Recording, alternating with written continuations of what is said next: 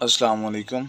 मेरा नाम अमार अली है और आज हम ग्राफ थ्योरी के एक टॉपिक को डिस्कस करेंगे जिसका नाम है कनेक्टेड एंड डिसकनेक्टेड ग्राफ। हमारा जो मेन टॉपिक है ट्री ग्राफ, उस पे जाने से पहले हमें कनेक्टेड ग्राफ का पता होना बहुत ज़रूरी है। तो आज इस वीडियो के अंदर हम कनेक्टेड और डिसकनेक्टेड ग्राफ में डिफरेंस चेक करेंगे। कनेक्टेड ग्राफ क्या होता है और डिसकनेक्टेड ग्राफ क्या होता है। ठीक है, सबसे पहले हम डेफिनेशन करते हैं कि कनेक्टेड और डिसकनेक्टेड ग्राफ की डेफिनेशन क्या है। देखिएगा, a graph ji V E, ये वी होते हैं हमारे पास वर्टेसिस और जी ई होते हैं हमारे पास एजिज। वर्टेक्स और एजिज के मिलके बना होता है हमारे पास ग्राफ, हमें पता है इस बात का। इस set to be a connected, ये उस वक्त कनेक्टेड होगा if there exist at least one path, कि जब हमारे पास एक पाथ एग्जिस्ट करे, एक path at least one path exist करे between each and every pair of vertices. मतलब हर दो वर्टिसेस के दरमियान में एक पाथ होना बहुत ज़रूरी है, हर एक वर्टिसेस। ठीक है, जो ग्राफ का जो हमारा पास ग्राफ होगा उसके दरमियान में हर एक वर्टिसेस के दरमियान में एक पाथ होना बहुत ज़रूरी है।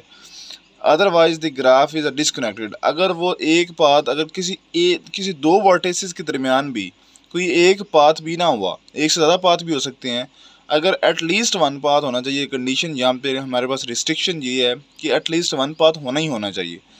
ठीक है, तो अगर हमारे पास किसी दो वर्टिसेस के दरमियान में अगर एक पाथ भी ना हुआ तो उस ग्राफ को हम कहेंगे कि ये ग्राफ हमारे पास डिसकनेक्टेड ग्राफ है।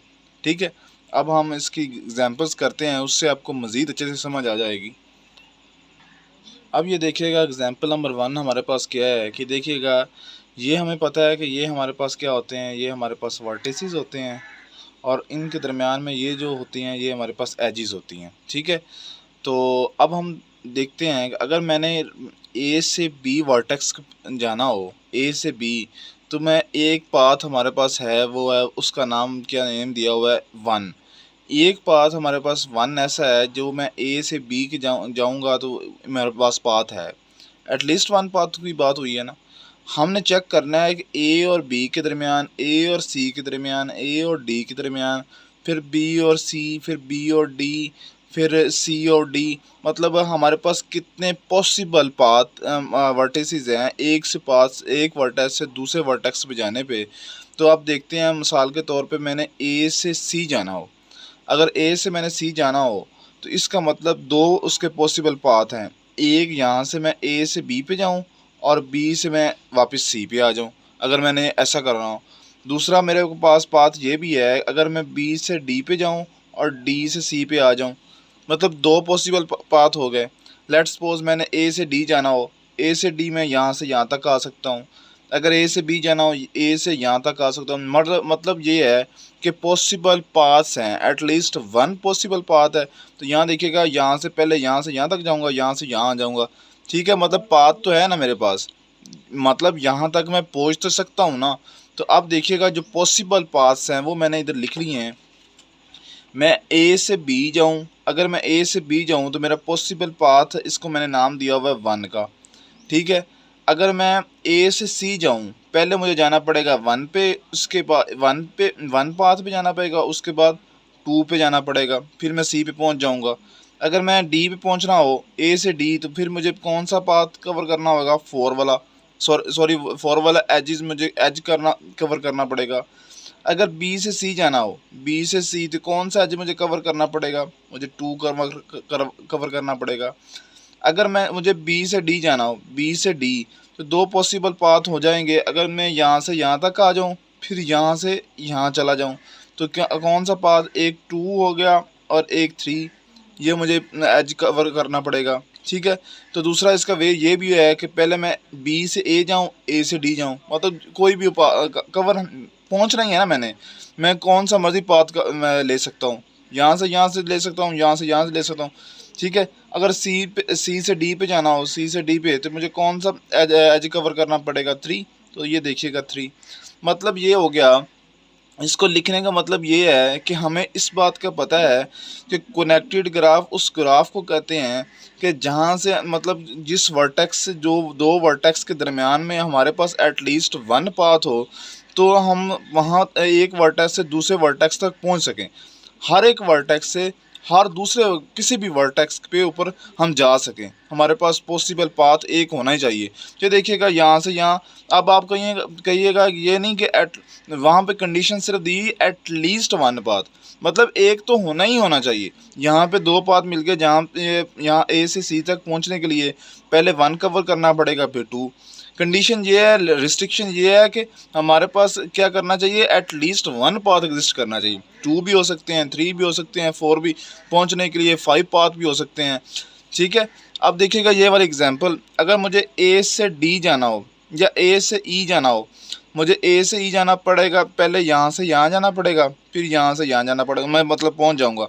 ए से बी यहाँ से यहाँ जाना पड़ेगा। अगर ए से डी जाना, पहले ए से बी जाना पड़ेगा, फिर बी से डी। अगर ए से एफ़ जाना हो, अगर ए से मुझे एफ़ जाना हो, अगर मैं लेट्स सपोज ए से मुझे एफ़ जाना हो, क्या मेरे पास कोई पाथ है जिससे मैं चला जाऊं? जैसा कि मुझे ए से डी जाना था, पहले मैं इधर आया, फिर मैं इधर आया। ठीक है, अब मैं ई एफ़ पे कैसे जाऊं? एफ़ पे मैं कोई नहीं जा सकता। तो इसका मतलब ये हो गया कि मेरे पास कोई एक ऐसा मिल जाए, कोई एक भी पाथ ऐसा मिल गया जिससे आप एक वर्टेक्स से दूसरे वर्टेक्स पे ना पहुंच सकें, कोई एटलीस्ट वन पाथ भी ना हो, तो उस ग्राफ को हम क्या कहेंगे कि ये वाला ग्राफ हमारे पास क्या है, डिसकनेक्टेड ग्राफ। ये वाला ग्राफ कौन सा हो गया, कनेक्टेड ग्राफ, और ये वाला ग्राफ कौन सा हो गया, डिसकनेक्टेड ग्राफ। ए और एफ पर पहुंचने के लिए हमारे पास कोई एज नहीं है।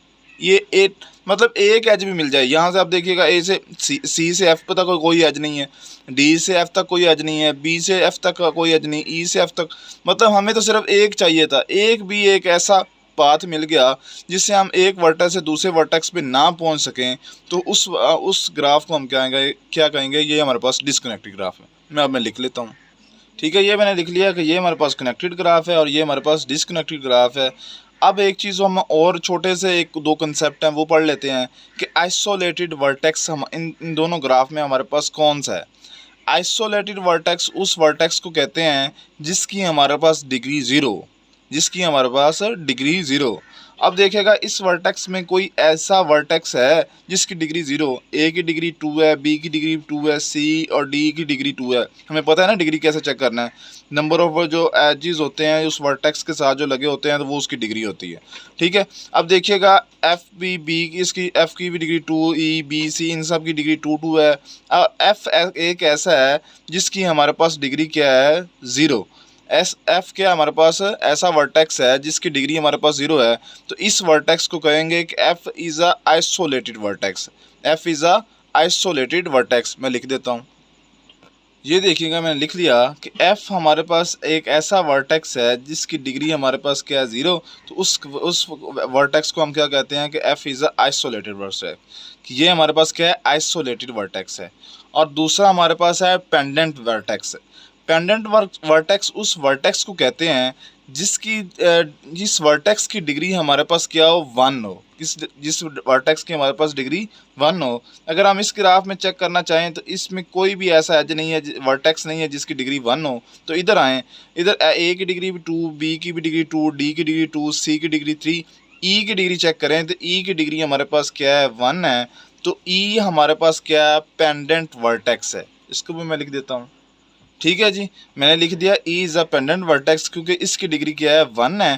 तो किस वर्टेक्स की अगर डिग्री 1 हो तो वो क्या होता है, हमारे पास पेंडेंट वर्टेक्स होता है। अगर जिस वर्टेक्स की डिग्री हमारे पास 0 हो तो उसको हम आइसोलेटेड वर्टेक्स कहते हैं। ये हमारे पास डिसकनेक्टेड ग्राफ हो गया और ये कनेक्टेड। ठीक है, अब असाइनमेंट के तौर पे मैं दो ग्राफ दे के जा रहा हूँ। एक हमारे पास ये वाला ग्राफ है और एक हमारे पास ये वाला ग्राफ है, कि आप इन दोनों ग्राफ में चेक करके बताना है मुझे कि कौन सा ग्राफ हमारा कनेक्टेड ग्राफ है और कौन सा हमारा ग्राफ डिसकनेक्टेड ग्राफ है। ठीक है, थैंक यू सो मच।